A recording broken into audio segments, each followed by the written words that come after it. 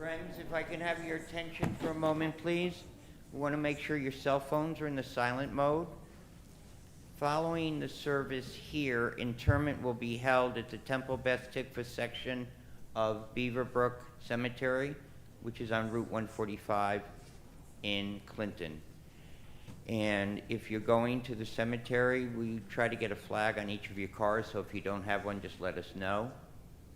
And the rabbis will be in with the family in about 3 minutes.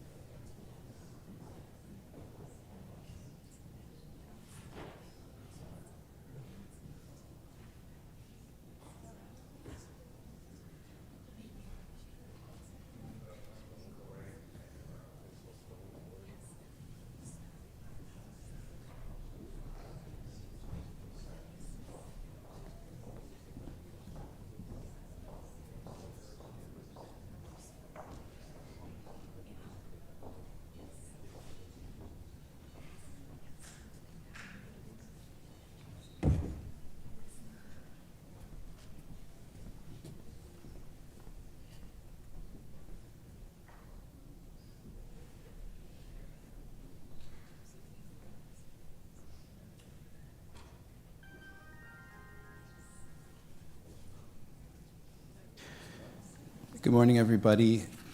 Welcome to Temple Beth Tikvah. If you haven't yet silenced your cell phone, this would be a good opportunity to please do that.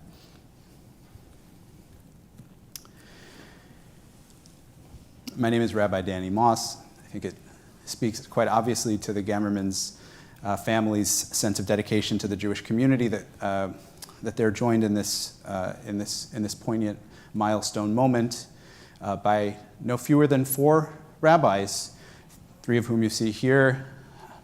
Rabbi Hesh Summer, Rabbi Marcy Bellows, and Rabbi Stacy Offner is joining us on our live stream, as are many loved ones and friends.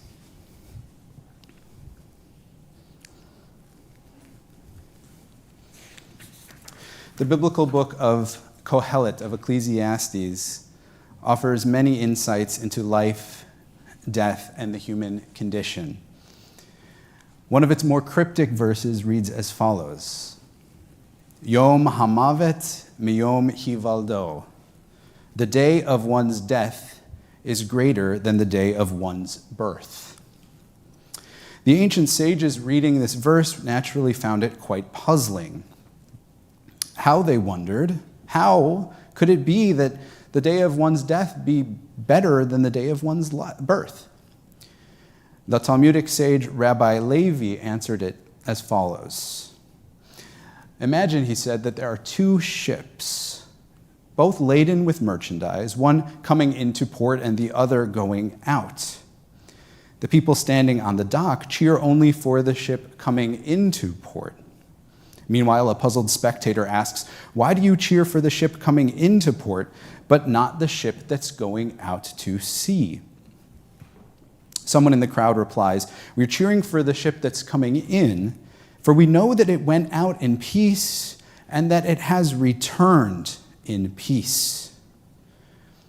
However, the ship that is now beginning its voyage, who can tell what its fate will be? So it is, teach the rabbis, with a human life. When a person is born and begins his life's journey, no one knows what sort of life he will live, what sort of deeds will be his.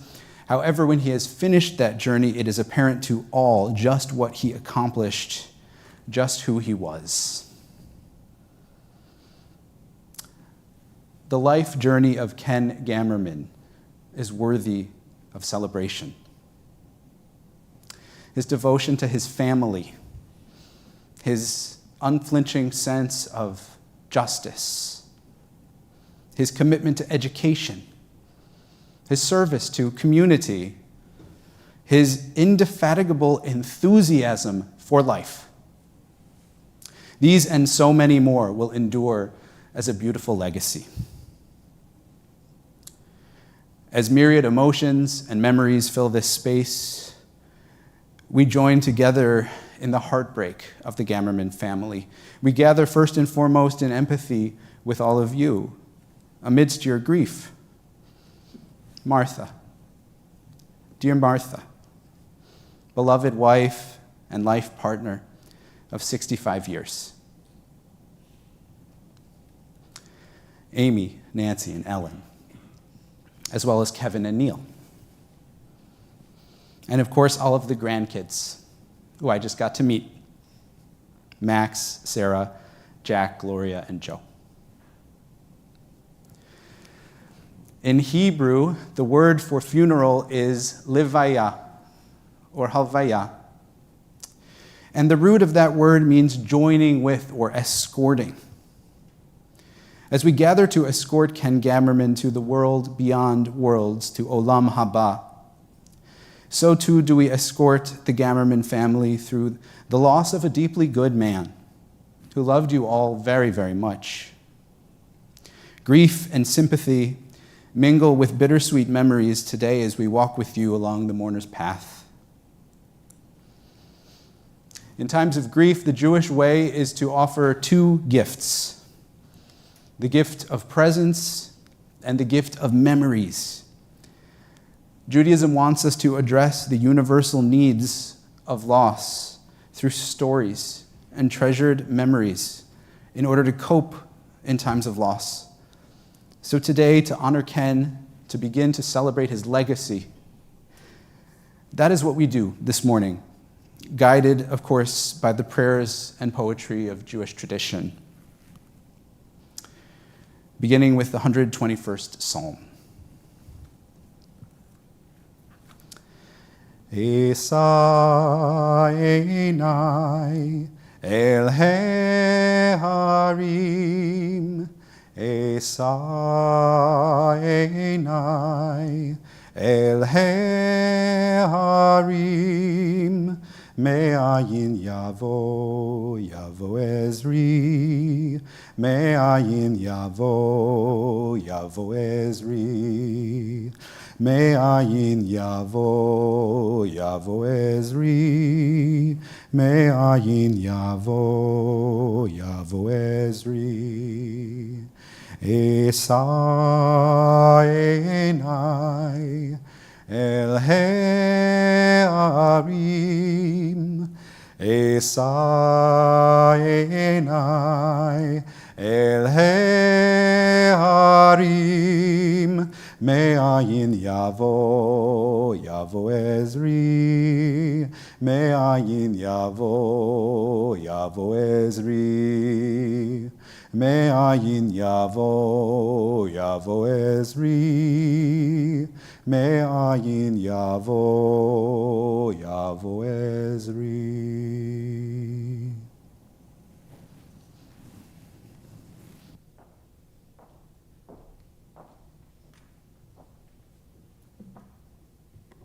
Good morning. And now a translation of Psalm 121, a song for ascent. I turn my eyes to the mountains. From where will my help come? My help comes from Adonai, maker of heaven and earth. God will not let your foot give way. Your guardian will not slumber. See, the guardian of Israel neither slumbers nor sleeps. Adonai is your guardian. Adonai is your protection at your right hand. By day the sun will not strike you, nor the moon by night. Adonai will guard you from all harm. God will guard your life. Adonai will guard your going and your coming, now and forever.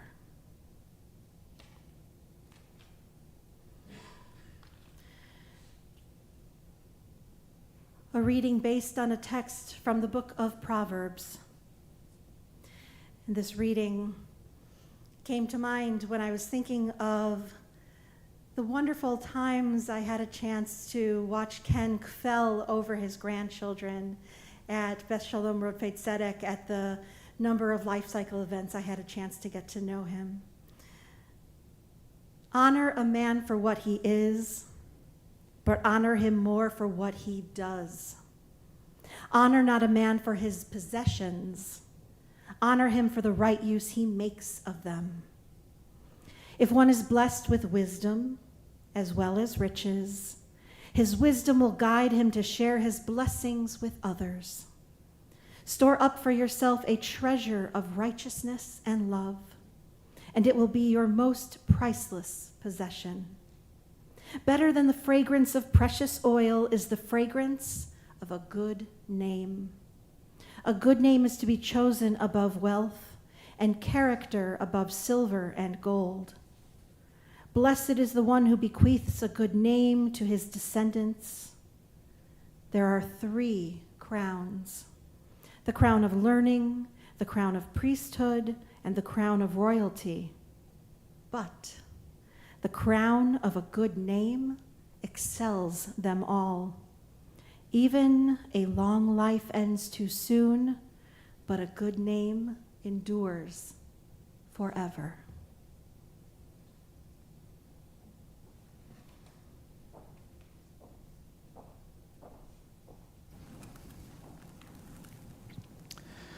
Adonai ma'adam v'teda'ehu ben enosh v'atchashvehu.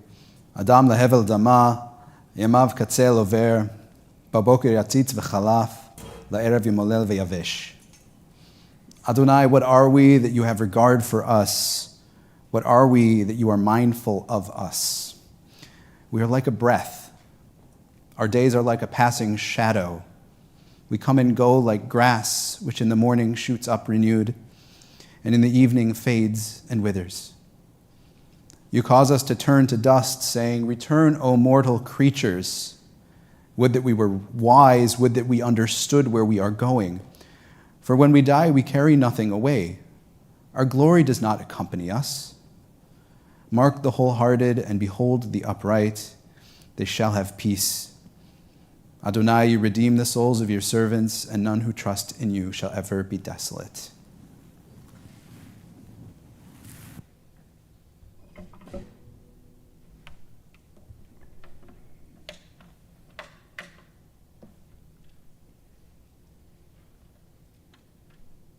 Reflection from the book of Ecclesiastes. Thank you. L'kol zman ve'et l'chol chefetz tachat hashamayim.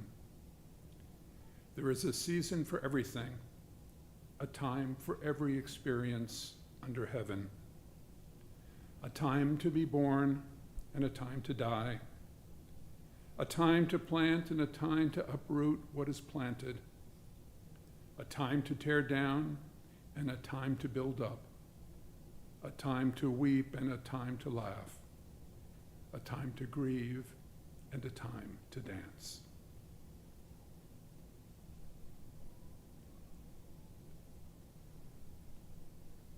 We link those words of Ecclesiastes with a psalm that I know that you are all familiar with, no matter what your faith tradition.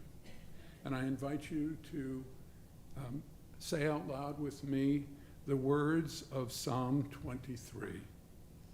The Lord is my shepherd, I shall not want. He makes me to lie down in green pastures. He leads me beside still waters. He restores my soul. He guides me in straight paths for his name's sake. Yea, though I walk through the valley of the shadow of death, I will fear no evil, for you are with me. Your rod and your staff, they comfort me. You prepare a table before me in the presence of my enemies. You have anointed my head with oil. My cup runs over. Surely goodness and mercy shall follow me all the days of my life, and I shall dwell in the house of the Lord forever.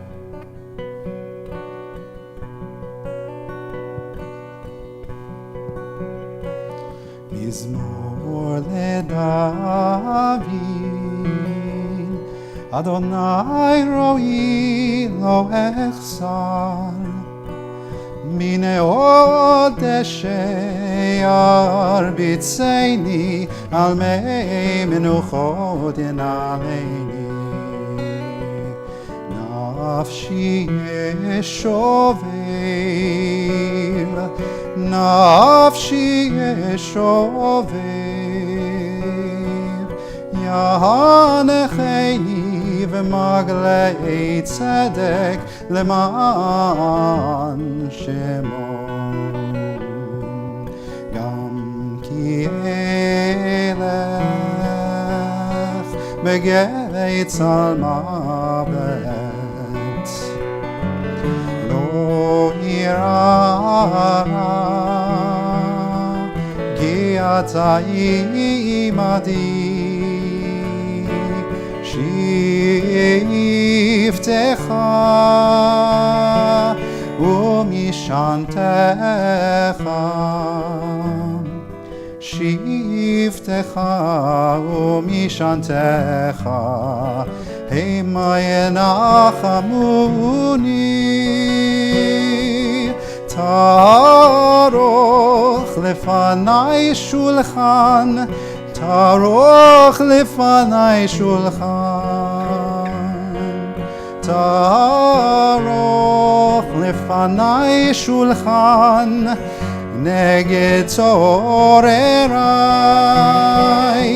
דשנת, דשנת, דשנת ושמן ראשי, דשנת ושמן ראשי, כוסי levaya.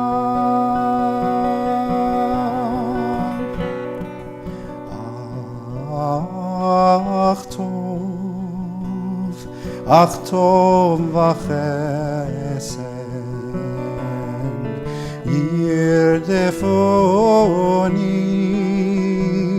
yirdefuni kol yamei chayai v'shavti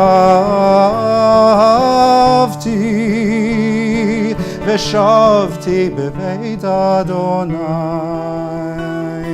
v'shavti beveit Adonai leorech yamim yairaran da-da-da-da-da-da yairaran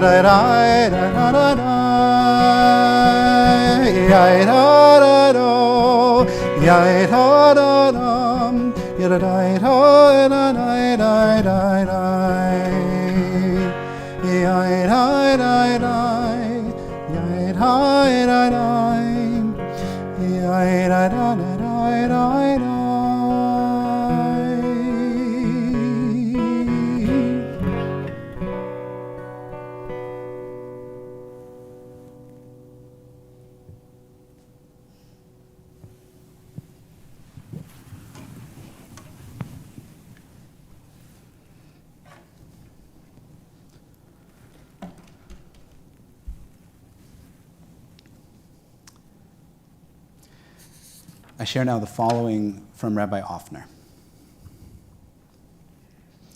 She writes, I just received that dreaded text from Rabbi Moss. I'm sorry to share that Ken Gamerman has passed away. What? No, it couldn't be. Yes, I know that Ken was in his 90s. Yes, I know that Ken has come to the brink many times only to win that battle with the angel of death. And yes, of course, I knew that Ken had entered hospice care. Martha was always so kind in keeping Nancy and me up to date on the exploits of her extraordinary husband. I hadn't yet spoken with Martha, and my mind went to wondering, how ultimately did he die? Was it peaceful? Was it a fight? And then I answered my own question. Of course, it was peaceful and it was a fight. Because Ken Gamerman was always most peaceful when he was fighting. Not fighting in a plebeian way, but fighting in the holiest of ways, with respect for life, with engagement in life, with a zest for life. Whether teaching his students, making films, sharing his perspective on history and politics, representing his fellow Guilfordites on the Board of Finance, bringing the best film festival in the world right here to Temple Beth Tikvah. And can you just hear Ken talking about his adventures with the Coen brothers? Would that we could hear him tell that story once again. Right now, I share these reflections from Florida, where I happen to be sitting on a bench with full view of the ocean, the Gulf of Mexico to be more precise. It makes me think of Ken and Martha and the time they spent in Sanibel. What a sweet joy those times were. Of course, Martha can share far more of their falling in love when she was just a sweet young thing, of their building a family of wondrous daughters and spouses and grandchildren, and of their 65 years of partnership. There is no better word when I think of Ken and Martha than partnership. They were partners in every way. And if I were to say how lucky Ken was to have such a gracious, smart, stalwart, loving partner at his side, Martha would be the first to jump in and say, no, I am the lucky one. Ken gave me everything I could have ever hoped for, always and forever. Yes, there were roller coaster rides these last years, but they were rides because we rode them together. And gratefully, we had precious quality time right up to the end.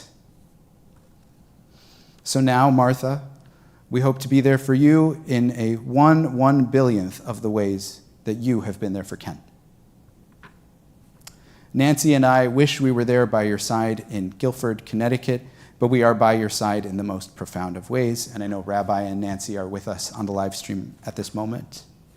We send our love to you and to all who mourn this giant of a man, Zichrono Livracha. We are thankful for all the ways that Ken Gamerman has touched and will continue to touch our lives.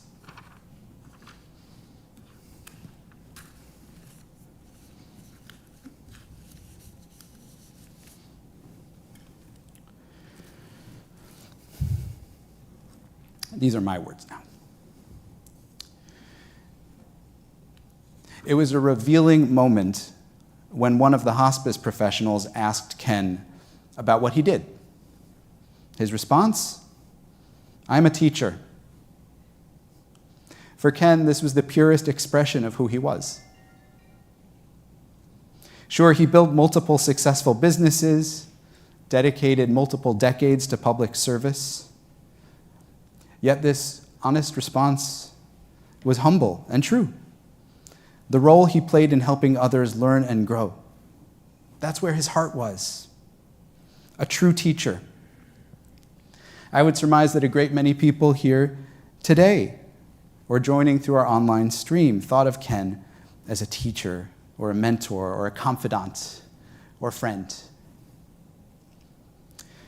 Ken Gamerman grew up in the Bronx, across the street from his elementary school in the 1930s. His father was an accomplished tailor who was at one point chosen to sew a suit for Eleanor Roosevelt. Ken's mother was, as described, a force of nature. She worked in the garment industry also, diligently saving up money to bring her 5 siblings over from Europe. Then, when they got rejected at Ellis Island, she did not give up. She brought them back again. The work ethic and relentlessness of his parents must have rubbed off on Ken, because boy, was Ken driven. As the family story goes, others would drive up against a brick wall and say, oops, time to turn around and go home. Ken would drive through the wall. One day at home in Larchmont, Ken was trying to get the family car up the steeply inclined driveway. When it wouldn't go up, he started pushing it with his hands. And when that didn't work, he pushed with his head. At least that's how the story goes. Ken's charisma and charm lit up too many rooms to count. People just listened to him. He was the sort of person who would enter the grocery store among strangers, who would then quickly become his friends and personal shoppers. But he did not abuse this gift. He simply treated people like human beings. Ken was decent and kind and truly cared about what was right in the world. We have a word for this in Judaism. You might know it. It's a mensch. Ken was a mensch. He was also quite talented. After graduating Queens College, he went to UVA on fellowship to study the attack on Pearl Harbor. The Korean War was just ending, and he was drafted into the Army. He eventually worked at the Pentagon, where he came to possess secret knowledge about the top secret location in Virginia where a president would be evacuated in the case of a national security emergency. He also learned Morse code and would use it to talk to his friends at the dinner table. Speaking of the dinner table, apparently his army friends taught him how to get out of anything that he wanted to by taking a tray off the rack and drying it extremely, extremely slowly. Some questions today persist as to whether this tactic translated to his later kitchen cleanup responsibilities. But this is pure speculation. Ken had a security clearance in those days while working summers as a tumler at a Jewish summer camp in the Catskills. If you're under the age of 50, that sentence probably means nothing to you. So let me explain. A tumler is described in the show The Marvelous Mrs. Maisel as the person at camp in charge of mandatory fun. Does that sound about accurate? Anyway, apparently one day at this summer camp, 2 FBI agents in black suits and crew cuts showed up at the front gate. They were looking for Ken, but the camp director thought they were after him, nearly had a heart attack.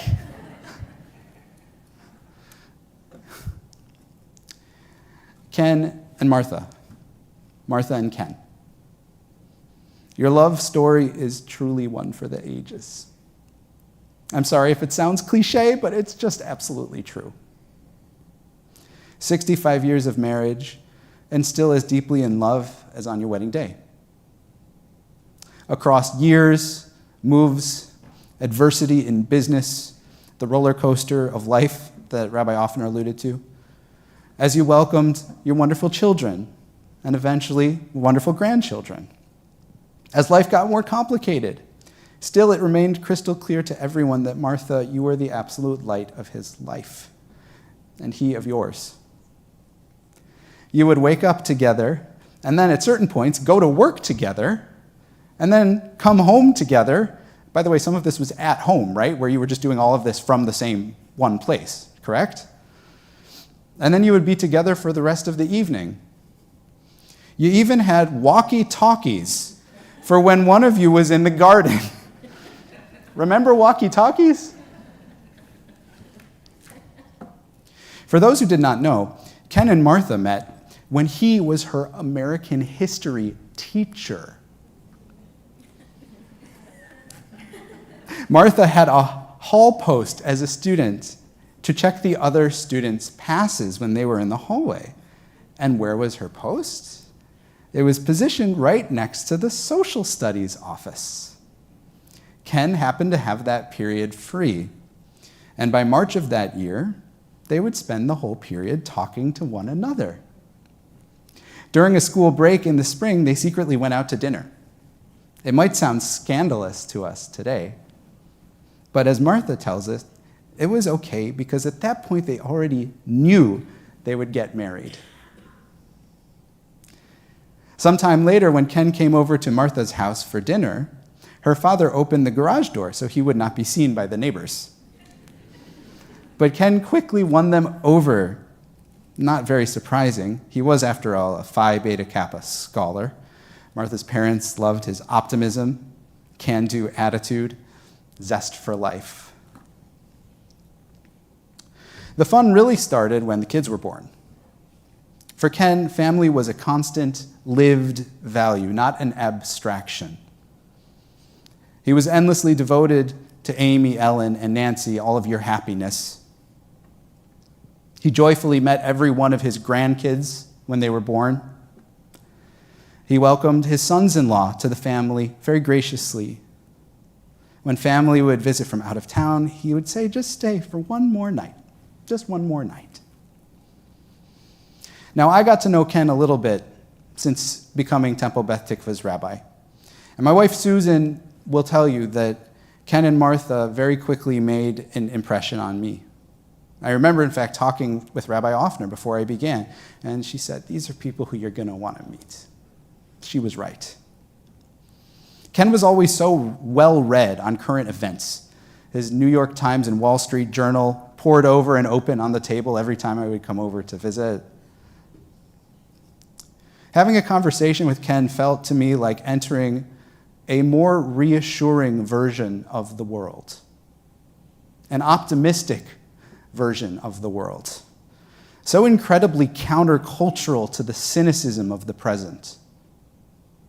It was a world in which justice was the goal, kindness was the means, and every day on earth was a beautiful gift to be cherished with those he loved. What a remarkable way to live. What a gift was the life of Ken Gamerman. His name will undoubtedly endure for blessing.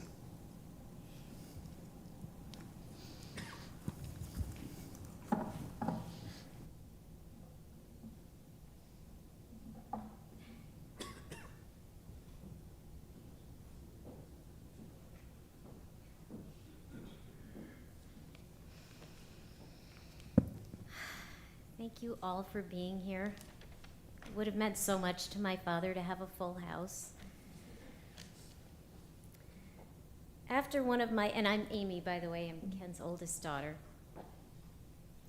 After one of my father's many hospitalizations, I sat by his bedside with a pen and a pad. There was something he needed to tell me, and he wanted me to write it down. 3 dates, he said. July 5th, 1932, the day that I was born. June 13th, 1941, the day Martha was born. The third date, December 25th, 1958, their wedding day, the day my life really began. He made me read the dates back to him, and then he made me read them again. My father accomplished so many things. He was a teacher who founded, with my mother, 2 educational media companies because he wanted to inspire children with a love for books and reading. He served 7 consecutive terms on the Guilford Board of Finance, 30 years immersed in the deeply unsexy work of budget planning out of love for his community. He loved the synagogue. He loved the Jewish communities of Madison and Guilford. But his love for my mother was the axis on which his life and his world turned. The life they built together, their children and their grandchildren, were everything to him. 25 years ago, almost to the day, I took my father to a Broadway revival of Arthur Miller's Death of a Salesman, which was one of his favorite plays. Willie Loman is a traveling salesman whose American dream has gone bust. My dad described him as a giant, sad, defeated man who was flailing. Over the course of the play, Willie loses his job, he loses the respect of his 2 sons, and his wife Linda watches helpless as he descends into delusion and despair. My dad had first seen the play at Broadway's Morosco Theater in 1949 on a senior class trip from Christopher Columbus High School in the Bronx. There were a lot of Willie Lomans on Pelham Parkway, he told me. Big operators. Watching from his cheap seat in the balcony, he resolved never to become someone who sold things. But 50 years later, in a different theater, when the lights came up at intermission, my father was in tears. Not for Willie Loman, but for Linda, his anguished wife, who slams her fist on the kitchen table and cries out that attention must be paid to this man. My dad had always seen Willie Loman as a failure, but look how much his wife loved him. He was profoundly moved. Maybe it was a testament to the power of the actress's performance, or maybe it was the vantage point of his marriage to my mother. You can't be a failure if you have a love that protects you, he told me. My father's love protected me my whole life.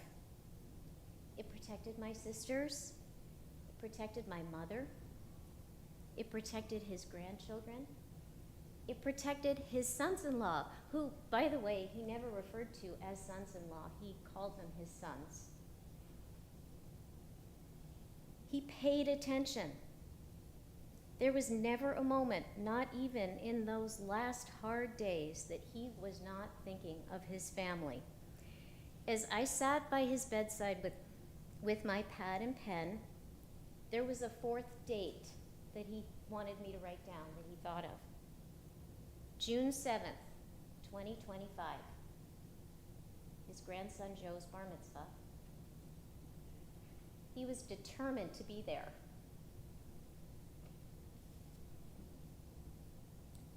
My dad, your grandfather, your husband, did not want to leave us. He was 91. We were lucky. We were so lucky to have him for so many years. But it hurts so much to let him go.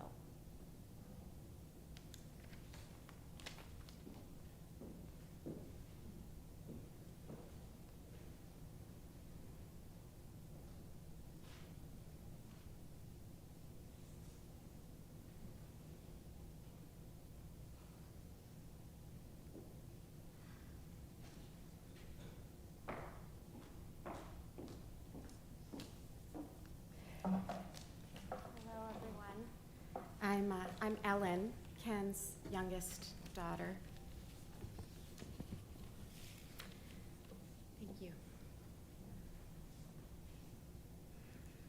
My father was a very funny man. Funny, ha-ha, and funny, one-of-a-kind, total original. He could take something that 1 million people did 1 million times a day and tilt it ever so slightly on its head. And then you could never see that thing quite the same way again. This was his superpower. When my dad's mother died, it was, as it is for my son right now, the first death I'd ever experienced. I was intimidated by the whole idea of a funeral. It was sad, it was weird, it was scary. I think my dad sensed I felt this way, and on our way to the cemetery, he began talking, entertaining us, telling one of his stories. And it helped. He was letting his thoughts wander as he drove our car down the highway in the funeral procession, warming to his tale, getting a little distracted.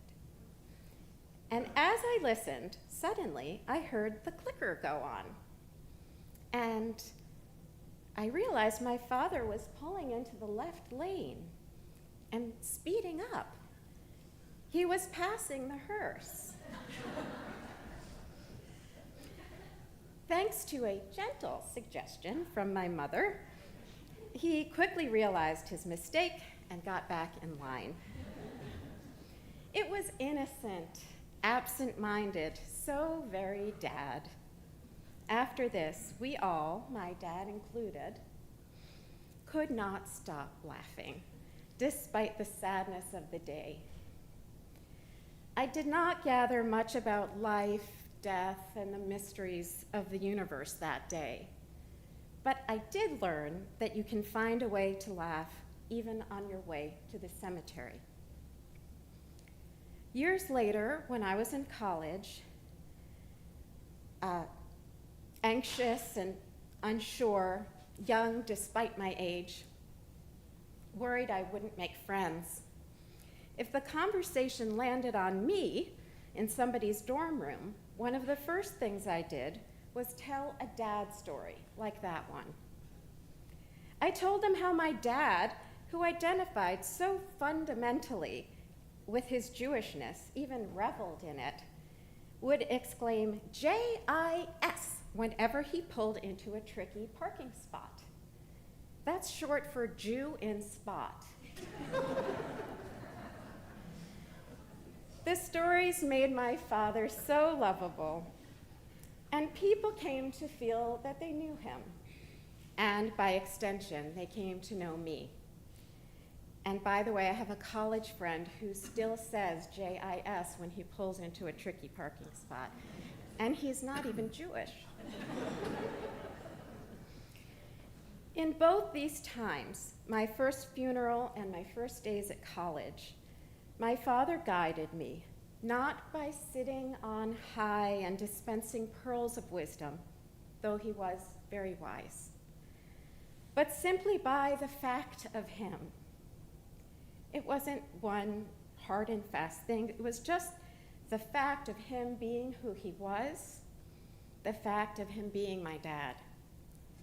Whenever I found myself on the cliffs, he was the one who lay down and became the bridge that I could walk across. And here we are now, on the cusp of another difficult crossing.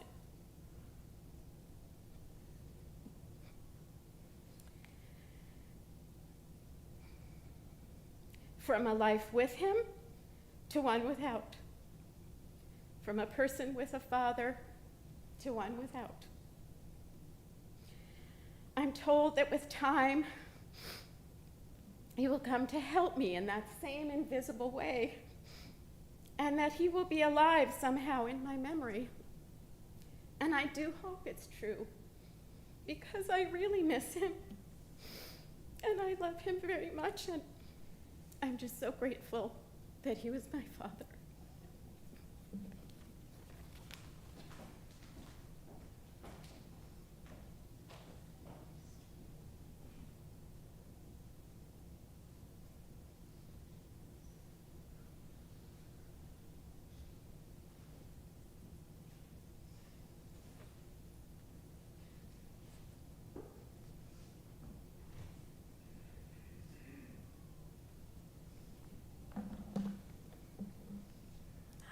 Thanks everyone for being here. I'm Nancy, Ken and Martha's middle daughter.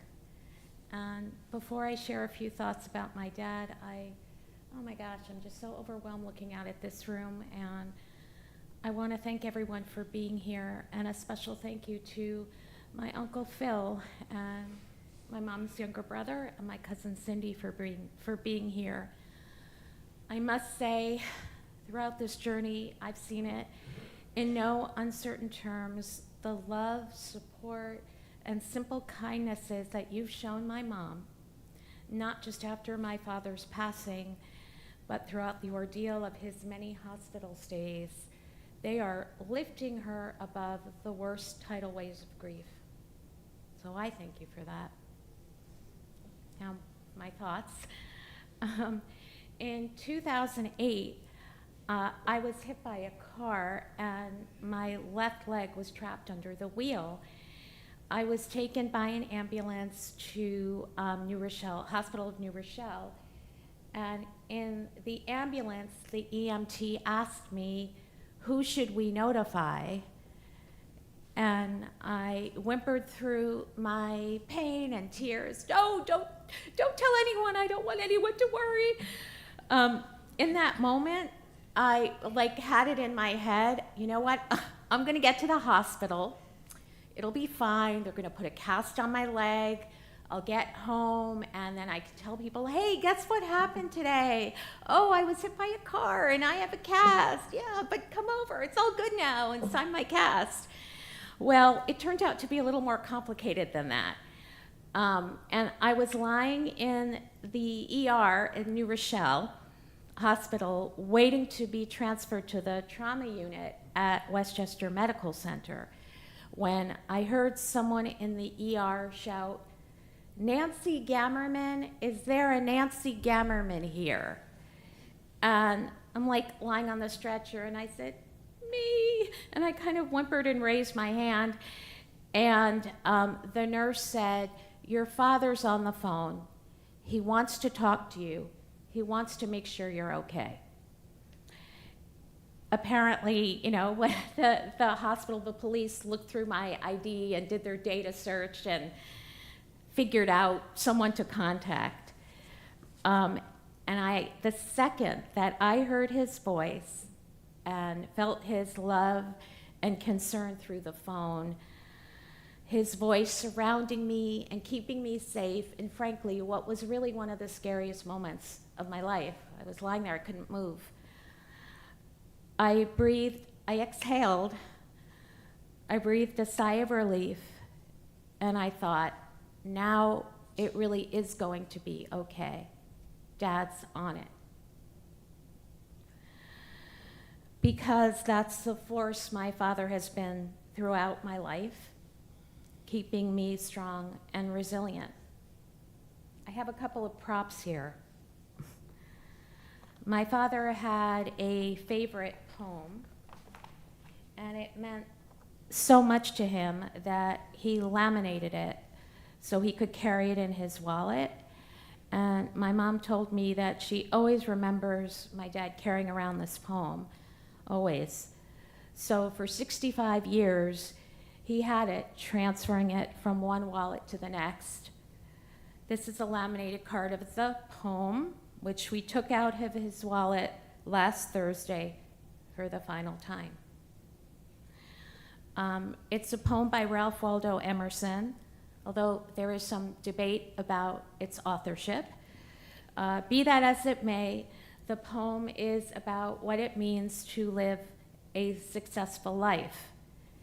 And it had such deep meaning for my father that as a gift for his 64th birthday, my mom gave him this lovely calligraphy version of it, which she put in a silver frame from Tiffany's. And what's funny is that when Hesh Summer came, who you know, a former rabbi and a dear friend of my dad's, when he came to visit last Thursday, he mentioned this poem out of the blue. So my father met every prescription about what it means to live a successful life, and I would like to read you this short poem.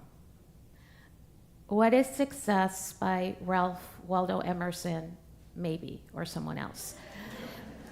To laugh often and much, to win the respect of intelligent people and the affection of children, to earn the approbation of honest critics and endure the betrayal of false friends, to appreciate beauty, to find the best in others, to give of oneself, to leave the world a bit better, whether by a healthy child, a garden patch, or a redeemed social condition, to have played and laughed with enthusiasm and sung with exaltation, to know even one life has breathed easier because you have lived. This is to have succeeded. I am going to miss my father every day for the rest of my life.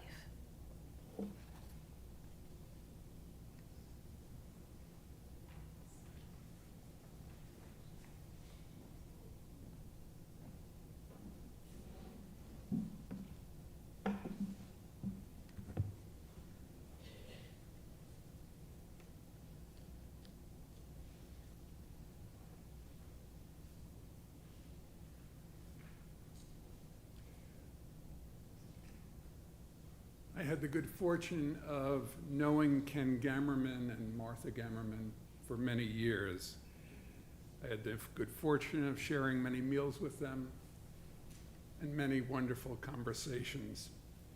And I want to tell you all that Ken Gamerman was one of the smartest people I ever met. And I'm going to share with you 3 reasons why I can make that assertion. Here's reason number 1. Ken, as you've heard, was inquisitive about everything, and he enjoyed learning. You can't be a great teacher, and Ken was a great teacher, if you don't like learning. In fact, if you don't love learning. And Ken loved the challenge of learning new things, of exploring new vistas, and to return to old knowledge through the refraction of a new lens or creative insight. One of the sacred texts of Jewish tradition, Pirkei Avot, the ethics of the ancestors, offers this insight. One of our great teachers, Ben Zoma, said, "Who is a wise individual? The person who learns from all people." Ken personified that teaching. But Ken's quest for knowledge had another component to it. It wasn't just knowledge for the sake of knowledge. It was that knowledge was the foundation for what was most brilliant about him, that he used his knowledge as a cornerstone to community building. For years at this synagogue, as you've heard, Ken nurtured an incredible film series. A film series that was so important that later on the Jewish Federation of Greater New Haven got him to help them create a film series. But the beauty of what Ken created here at Temple Beth Tikvah was that he brought together a group of people who not only loved film, but who loved to be together, who wanted to talk with one another. People would bring food, people would sit around, they would be eager to get here. The film was always shown, and the insights and reflections that Ken offered were always brilliant. But the real thing was the community. And this is not only what Ken did here at our synagogue, but as I said, what he did for the Greater Federation of New Haven. He also did it in the town of Guilford, as you know, through his incredible work with the Finance Committee.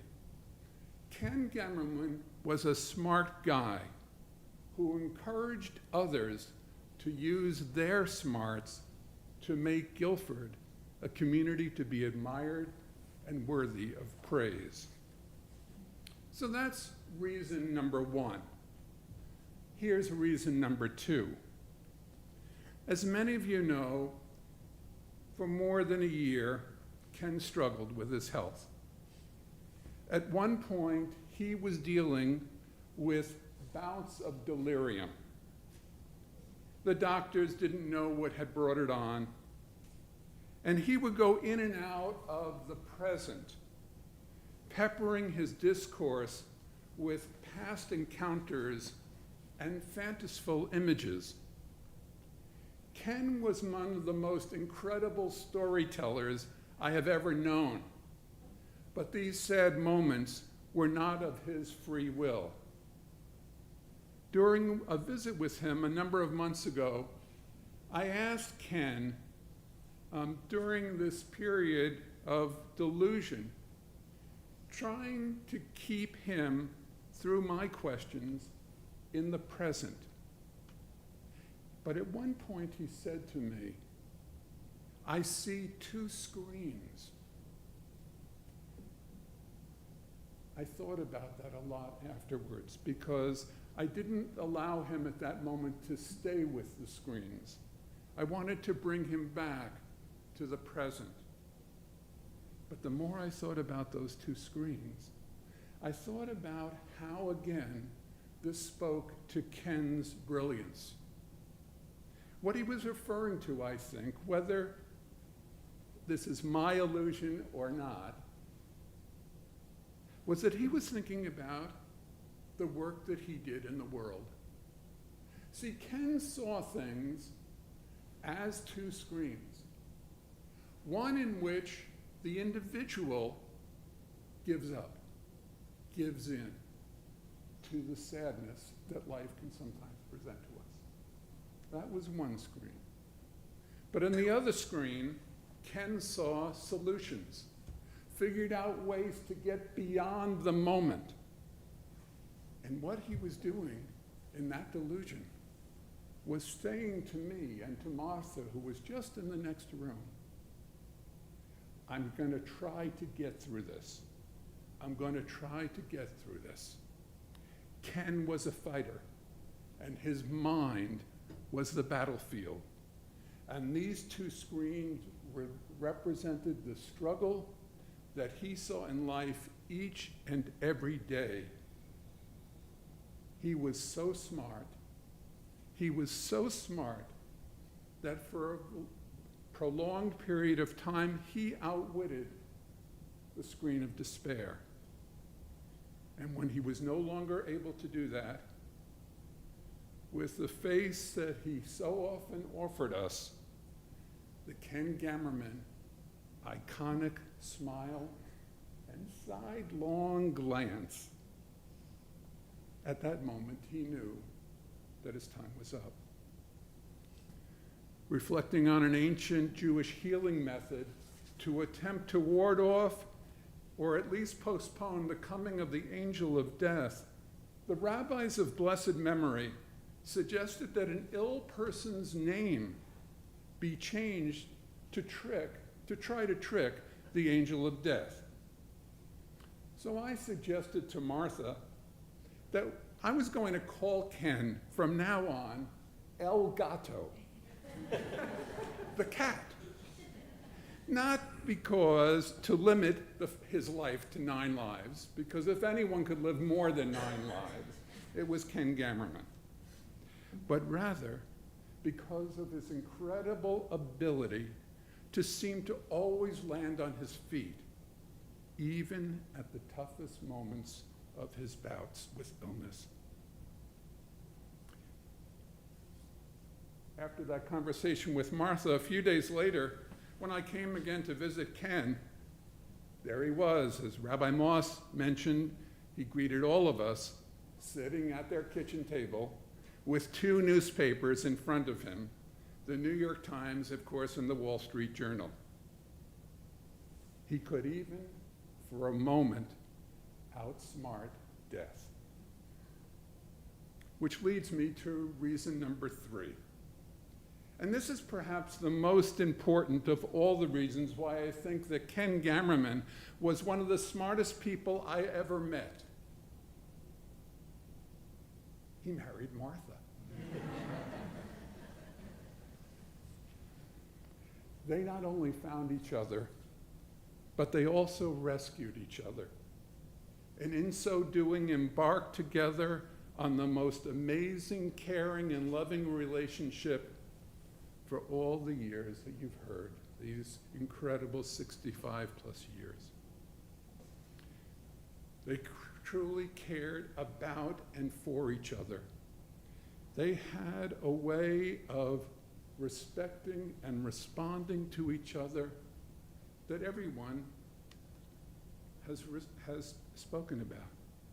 I will only add one thing to this aspect of Ken's incredible life, and that is that he never missed an opportunity, both publicly in front of family and privately with Martha alone, to remind them and her how much he loved her and how important he was, how important she was to him and his successes in life. The family that sits before you is a testimony to that. The people in this room are a testimony to that. The many people who could be here today saying many of these same things are a testimony that what I said at the beginning is correct. Ken Gamerman is one of the smartest people I ever met, and he shared that with all of us. And that's why I will miss him so dearly, because his smarts were in knowing how to love others and to care about others. May his memory always be for a blessing.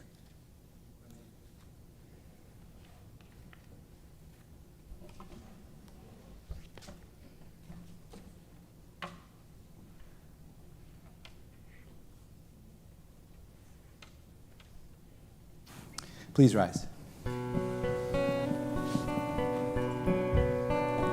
Oh, say shalom imromav, uyase shalom aleinu, ve'al kol Yisrael, ve'imru, imru, amen. Yase shalom, yase shalom, shalom aleinu ve'al kol Yisrael.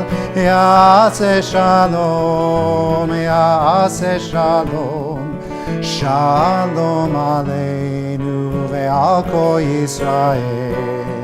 Yase shalom, yase shalom, shalom aleinu ve'al kol Yisrael. Yase shalom, yase shalom, shalom aleinu ve'al kol Yisrael.